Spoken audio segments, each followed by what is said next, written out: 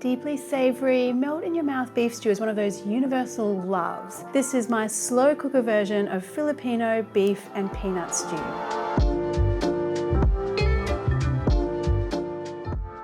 So this is actually a follower request. We had a request to make kare kare beef stew, and I have to say, it's not something I had made at home before, so I was really excited to give this a try, and even more excited because it's got like, you know, it's almost like this slightly kind of peanutty satay kind of vibe to it with the stew and the peanuts, and honestly, when I tried it out, I was like, yes, this is my kind of beef stew. Really good, really good. Okay, so even if you haven't heard of it before, please do give it a try. Let's get into looking at our beef though. So this is typically made with oxtail. It's an oxtail beef stew, but the oxtail at my market this morning wasn't just looking that great. It wasn't like really meaty and yum. So I'm going with an ossobuco cut today, which is from the shank rather than the tail, but it will do the same sort of job with that connective tissue. A little bit of salt, a little bit of pepper. Now, even though I'm going to be putting this in my slow cooker, I want to start it off in the pan so I get some really nice color on my beef. A little more salt, a little more pepper. And the base of any really good stew, whether you're talking about like a French beef bourguignon or you're talking about this particular Filipino beef stew, is that you want to really layer the flavors. So you start off getting a really lovely beefy flavor with this caramelization. Have a look at this color. It's exactly what we want. And then from here, we can start to go in with our aromatics and then finally our liquids. So that's kind of the way I think about it when I'm doing a stew. This color is looking really great. What I might do is grab my slow cooker and my beef pieces can go straight in there.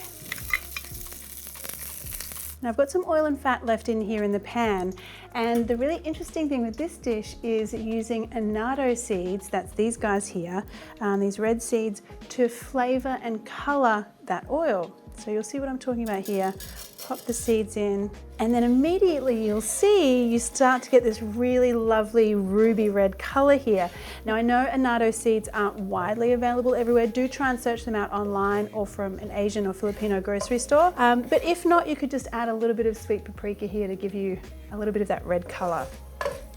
It does have a little bit of like a florally musty kind of fragrance to it, but mainly it's about that beautiful red color. Once the seeds have done their job though, you want to take them out. So leave the oil behind and just take out the seeds. To that oil, I'm going to add some onion. Look at that color, it's just so vibrant and amazing. I love that. Some garlic. And a little bit of salt here. Salt always helps when you are sauteing onions. Now the other clever thing that I want to do here is deglaze my pan with just a little bit of the beef stock I'm going to be using for this recipe. This will lift off any of that flavor that's stuck to the bottom of the pan.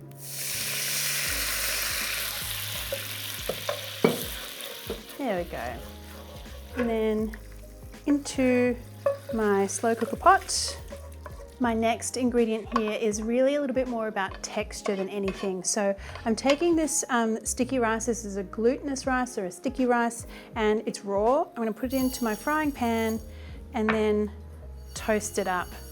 And we're going to make a ground roasted rice, and it does give you a little bit of like a toasty, peanutty flavor, which is really great.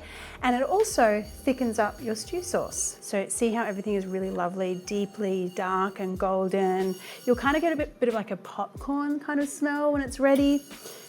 Now I'll put that in here and then just grind that to a really fine powder.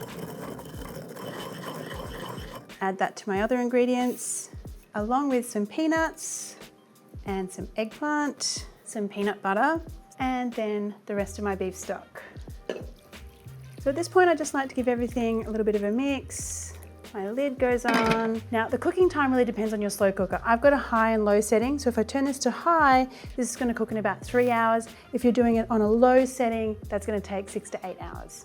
Sometime later. Ooh, boo, boo. So now I think we're looking pretty good. Let's have a look in here. Ah, yes. I love when something else does all the hard work for you. I really do like slow cooking because you don't have to sit there and watch it on the stovetop and be stirring it. You just kind of set it and forget it, which is great. And then here's the thing, I really like to do this kind of seasoning thing at the end after all those ingredients have really softened up and really developed their flavors. So here at the end, I'm gonna add in some vinegar, fish sauce, brown sugar. Now I do want to add some extra bits and pieces here. I'm going in with some snake beans. You could use green beans if you can't get a hold of snake beans, but it is a far more classic addition for this Filipino dish. They're kind of like, if you haven't seen a snake bean before, they're like much longer than a green bean. I find that they have a little bit more of a kind of like, it's almost a bit more of a chalky texture and a slightly more medicinal kind of flavor than a regular sort of more sweeter green bean, if you like. But either would be fine. I'm gonna pop those in and then pop the lid back on. Another 20 minutes just to let those extra seasonings make friends in there. So now I think we should be good. Let's have a look. Very nice. I mean, the thing that I love about this is that this beef should be uber tender. If you have a look in here, just break that open. Oh, so good. That makes me happy. So here we go. Spoon out some of that really lovely, like peanutty, shiny kind of sauce along with your beef. And see how that eggplant's really kind of like broken down and also like helped to thicken up that sauce as well. Oh, so good. So the classic way to serve this is with some steamed rice and yeah, just dig in there. Now I think with any good beef stew, you should be able to pass what I call the spoon test. So spoon goes in and that beef should just melt away. Look at that, so soft and tender.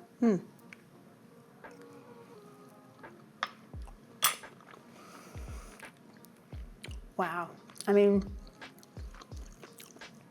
so much great flavor there. It's such a comforting kind of dish. I really, you know, I can see now why so many people have been requesting this dish because it must carry so much like family nostalgia. I feel like it's one of those kind of family dishes that you would have eaten growing up and just always craved as you got older. Oh, I love that.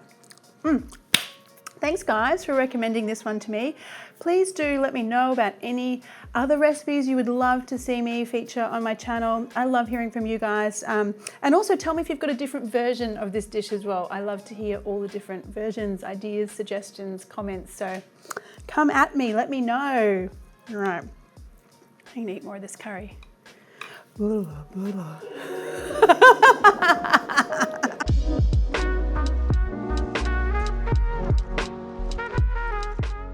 Hey guys, if you want to know whenever I'm releasing something new and delicious, then you should hit that subscribe button and the little bell so that I can let you know every time something new is coming out. Thanks, see you!